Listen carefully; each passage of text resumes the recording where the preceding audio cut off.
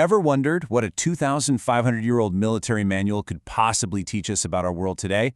Well, we're about to unlock the secrets of Sun Tzu's The Art of War, and you'll see why its ancient wisdom is, believe it or not, more relevant than ever.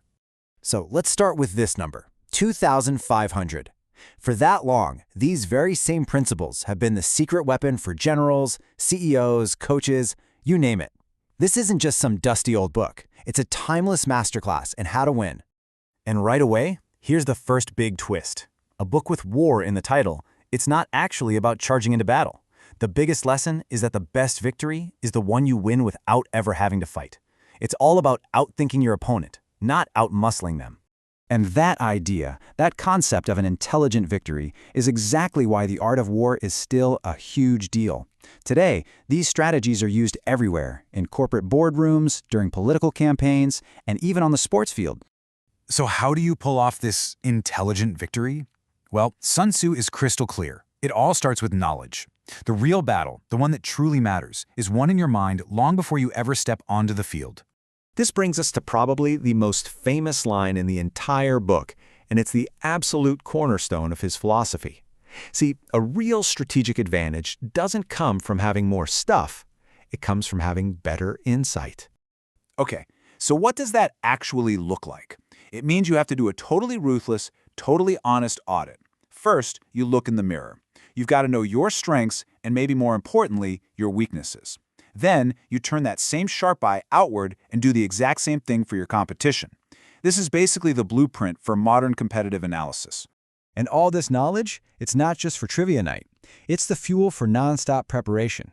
Sun Tzu was obsessed with details, the terrain, the weather, your supply lines, the other guy's morale. Victory isn't an accident. It's what happens when you've done your homework. And you see this everywhere, right? It's the crazy amount of market research before a company launches a new product. It's the years of training an athlete puts in for one race. It's you studying all night before a huge exam. Preparation doesn't just lower the risk. It builds this rock-solid confidence that you're ready to win. Okay, now that solid preparation lets you use a tool that's often misunderstood: deception. When Sun Tzu said all warfare is based on deception, he wasn't telling you to be dishonest. Not at all. He meant strategic misdirection. It's the art of controlling what your opponent thinks they see, so they can never guess what you're really going to do. But look, all the knowledge and misdirection in the world won't help you if you don't know how to act on it. And that brings us to the next big idea: the art of smart action. This is all about turning what you know into decisive and, crucially, flexible moves. Sun Tzu had this incredible metaphor for this. He said a brilliant strategist is like water.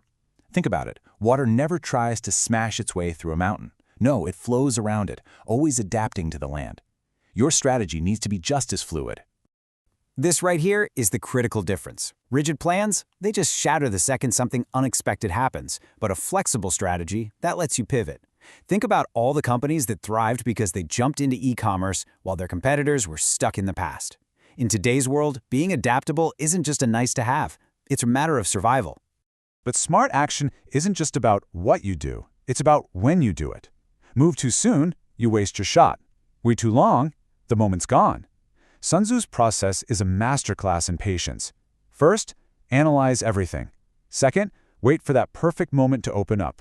And third, when it does, you strike with everything you've got. So, you've got the knowledge, you've got a plan for smart action. But Sun Tzu knew that's only 2/3 of it. The final, and maybe the most important piece of the puzzle, is the people. Because even the most brilliant strategy on paper is worthless if you can't get people fired up to make it happen. Sun Tzu pointed to 5 key qualities for any great leader. You need the wisdom to see the right path, the integrity that makes people trust you, the compassion to care for your team, the courage to make the hard calls, and the discipline to see it all through. A leader with these qualities doesn't just bark orders. They build fierce, unwavering loyalty. This kind of leadership is also about strategic positioning. For Sun Tzu, it was literally about taking the high ground in a battle. For us, today, it's about creating an unfair advantage before the game even starts. Think of a brand that's so strong, so trusted, that customers don't even bother looking at the competition. That is the modern high ground. So, let's bring it all home. What does this mean for us right now? It means this ancient text is actually an incredibly practical blueprint for success. Whether you're launching a startup, negotiating a contract, or just planning your next career move, these ideas can give you a serious edge. All right, so let's just boil it down. Know yourself and your competition, inside and out. Master the art of winning without a fight. Prepare like your life depends on it. Adapt like water. And lead with real wisdom and integrity. These are the 5 pillars that make this strategy so timeless. At the end of the day, the genius of the art of war comes down to one powerful idea. A true victory is a battle of wits, not of wills. It's one with superior intelligence and careful preparation, not by just trying to overpower everyone. So I'll leave you with this. Your next big challenge, a project, a negotiation, a personal goal, that's your battlefield.